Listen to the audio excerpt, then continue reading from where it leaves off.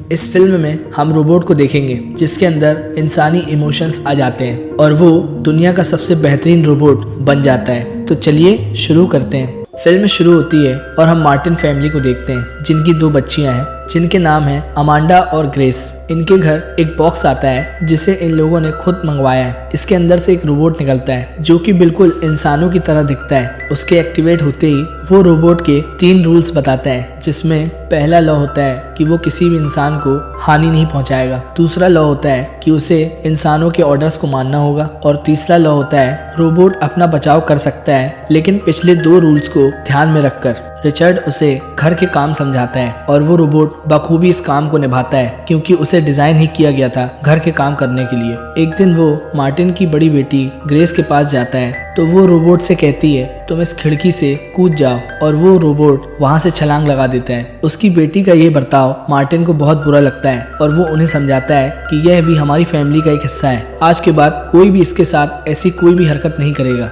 Amanda जब बीच पर खेल रही होती है तब वो रोबोट को एक घोड़ा देती है जो कि कांच का होता है और वो उसके हाथ से गिर जाता है और वो टूट जाता है। रोबोट को बहुत बुरा लगता है और अमांडा भी उससे गुस्सा हो जाती है। अगले दिन हम देखते हैं रोबोट अमांडा के लिए लकड़ी से एक घोड़ा बनाता है और अमांडा उसे देख बहुत ही दंग रह जाती है। जब मार्टिन उस घोड़े को देखता है तो वो भी आश्चर्यचकित हो जाता है क्योंकि किसी चीज को तोड़ने के बाद उसे दोबारा बना कर देना, यह खूबी इंसान में होती है, यह रोबोट्स में नहीं होती है। मार्टिन एक दिन देखता है वो रोबोट म्यूजिक सुन रहा होता है और वो उसको एंजॉय कर रहा होता है। वो उसे देख बहुत ही हैरान हो जाता है। अब मार्टिन उस रोबोट को कंपनी के पास ले जाते हैं और ये सारी बात उसे बताते हैं। मार्टिन कहता है आप लोगों ने इसे इसी तरह से डिजाइन किया है क्या? तो वो ऑफिसर बोलता है नहीं, ऐसा कुछ भी नहीं है। और वो मार्टिन से कहता है अगर तुम चाहो तो हम इस रोबोट को रिप्लेस कर सकते हैं। तो मार्टिन साफ इनकार कर देता है और वो उसे लेकर घर की तरफ रवाना हो जाता है। ऐसे रोबोट्स कई लोगों के पास होते हैं लेकिन ये रोबोट उन सबसे अलग होता है। वक्त बीतता है और ये रोबोट बहुत सारी चीजें सीखता है जिसमें ये लकड़ी के बहुत सारे गिफ्ट आइटम बनाता है। अब अमांडा बड़ी हो जाती है और आज भी रोबोट्स उसके पास ही होते हैं। अब ये लोग तय करते हैं कि रोबोट के बनाए हुए सामान को वो सेल करके वो पैसे उसी को दे देंगे।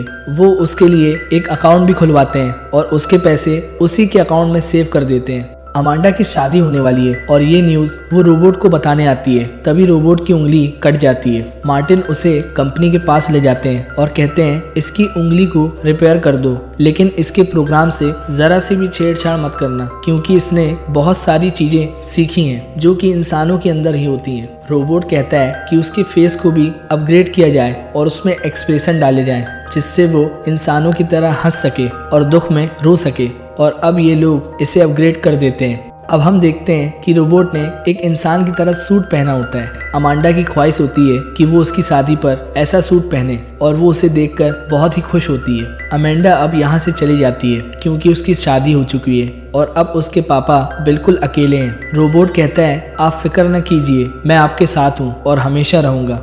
अब हमें फिल्म में 12 साल आगे दिखाया जाता है। यहाँ हम अमांडा के बेटे को देखते हैं जो कि रोबोट को पसंद नहीं करता और वो उसे बहुत परेशान करता है। रोबोट अमांडा से कहता है मुझे अब आज़ादी चाहिए। अब वो मार्टिन के पास जाता है और उनसे कहता है मैं अब आज़ादी चाहता हूँ, मैं अपनी नई जिंदगी शुरू करना चाहता हूँ। मार्टिन की आंखों में आंसू आ जाते हैं क्योंकि दोनों बच्चियों की शादी के बाद वो बिल्कुल अकेले पड़ जाते हैं। रोबोट उन्हें एक चेक देता है। उसने बहुत सारी चीजें बनाई थी जिससे सेल करने के बाद उसे ये रुपए मिले थे। मार्टिन ये चेक रोबोट को वापस दे देते हैं और अब मार्टिन यहाँ से चला जाता है। रोबोट अपने पैसों से एक जमीन खरीदता है और यहाँ वो अपने हाथ से बहुत ही खूबसूरत घर बनाता है जो कि लकड़ियों का बना होता है। इसी तरह अब 16 साल गुजर जाते हैं और हम अमांडा को देखते हैं जो कि थोड़ा उम्र दराज हो चुकी है। वो रोबोट के पास आती है और उसे बताती है कि पापा की हालत बहुत खराब है और वो तुमसे मिलना चाहते हैं, वो तुम्हें बहुत याद करते हैं। अब रोबोट उनसे मिलने जाता है जहां मार्टिन उससे कहते हैं तुमने हमारे परिवार की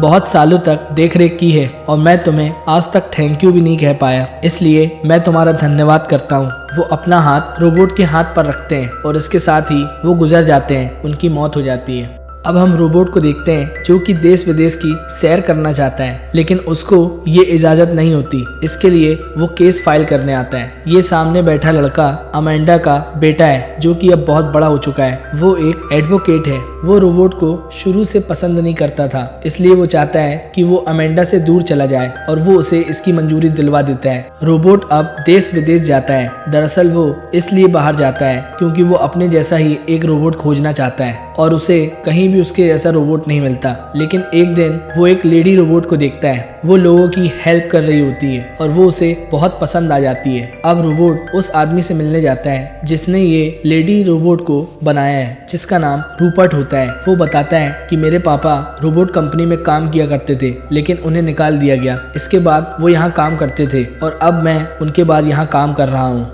वो रोबोट को बताता है कि मैं ऐसा सूट तैयार कर रहा हूँ जिसे पहनने के बाद रोबोट बिल्कुल इंसान की तरह दिखेंगे, और वो उसे अपनी लेबोरेटरी में ये चीजें दिखाता है जिसे देख वो बहुत खुश होता है। रूपर्ट कहता है मुझे फंडिंग की कमी है जिसकी वजह से मैं अपने काम को अंजाम नहीं दे पा रहा हूँ। तो रोबोट कहता है तुम उसकी चिंता मत करो, मैं तुम्हें फंड्स दूंगा, लेकिन इसके लिए तुम्हें मेरे लिए एक सूट बनाना होगा जिससे मैं बिल्कुल इंसान की तरह दिखूं। और कुछ दिनों के बाद वो सूट बना देता है। अब वो अपने मुल्क वापस आता है। वो अमेंडा के घर पहुंचता है तो वो एक यंग लड़की को देखता है। वो उसे देख बहुत ही डर जाती है, लेकिन वो रोबोट को नहीं पहचान पाती। तभी पीछे से अमेंडा आती है जो कि अब बूढ़ी हो चुकी है। अब हमें पता चलता है कि ये लड़की अमेंडा की बेटी है, यानी कि अमेंडा इसकी ग्रैंड माँ है जिसका नाम पोर्शिया है। अमेंडा को दिल का दौरा पड़ा होता है और वो हॉस्पिटल में होती है। रोबोट उससे मिलने हॉस्पिटल जाता है और वो उसके हाथ में वही घोड़ा देखता है जो कि उसने बचपन में बनाया था। वो देखकर वो बहुत खुश होता है क्योंकि अमेंडा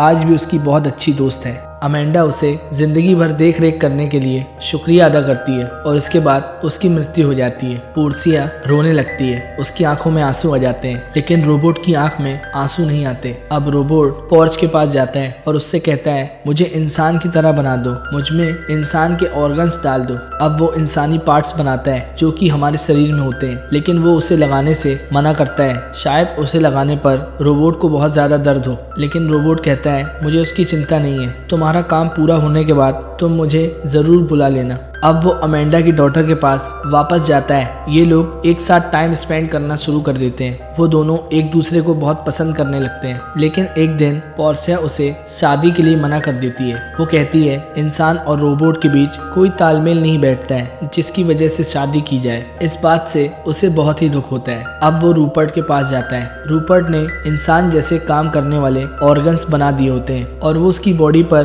फिट कर देते हैं। अब वो पोर्शिया के पास जाता है और उससे आंख में फूंक मारने को कहता है। अब जब वो उसकी आंख को हाथ से दबाती है तो उसे दर्द होता है। वो कहता है कि अब मेरी बॉडी इंसान की तरह बन चुकी है, लेकिन इस पर पोर्शिया कहती है मेरी शादी तय हो चुकी है और कुछ वक्त बाद ही मेरी एंगेजमेंट है। ये बात सुनकर वो बहुत ही हताश हो जाता है। उसे बिल्कुल भी अच्छा नहीं लग रहा होता।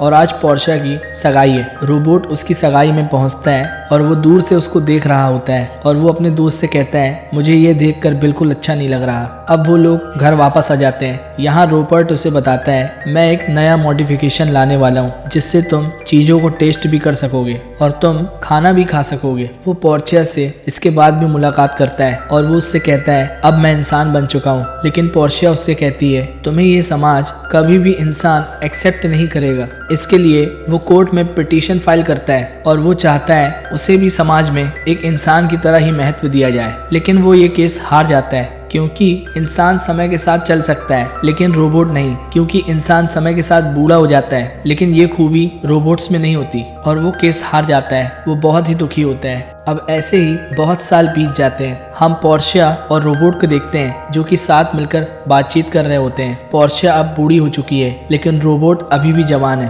रोबोट उससे कहता है तुम भी जवान हो सकती हो। इस पर पोर्शिया कहती है इंसान को बच्चे से बड़ा और बड़े से बुजुर्ग होके मौत का सफर तय करना होता है और यही कुदरत का नियम है। इस पर वो मार्टिन की बात याद करता है। वो उसे कहते थे इंसान के लिए टाइम बहुत कम है, लेकिन तुम्हारे लिए टाइम एक अनंत है जो कि तुम्हारे लिए लिए ना खत्म होने वाला है, लेकिन रोबोट ये सोचता है कि वो भी अनंत काल तक नहीं जीना चाहता, क्योंकि उसने अपने सामने कई पीढ़ियों को मरते देखा और वो अब चाहता है कि वो भी सुकून से मरे, और वो नहीं चाहता कि पोर्शिया के जाने के बाद वो अकेला हो जाए। इसके लिए अब वो रॉबर्ट के पास जाता है, जो कि एक बिलियनर बन चुका है और उसकी कंपनी बहुत बड़ी कंपनी बन चुकी है। रोबोट उससे कहता है मुझे भी इंसानों की तरह जीना है और उन्हीं की तरह मरना है। इस पर रॉबर्ट कहता है जब मैंने तुम्हारे अंदर ऑर्गन्स डाले थे उस वक्त एक लिक्विड डाला था, हम उसकी जगह तुम्हारे शरीर में खून डालेंगे, जिससे तुम्हारा शरीर भी इंसानों की तरह ही समय के साथ चलना शुरू कर देगा और वो समय के साथ ही ढल जाएगा और तुम भी बूढ़े हो पाओगे। अब बहुत साल बीत जाते हैं, अब वो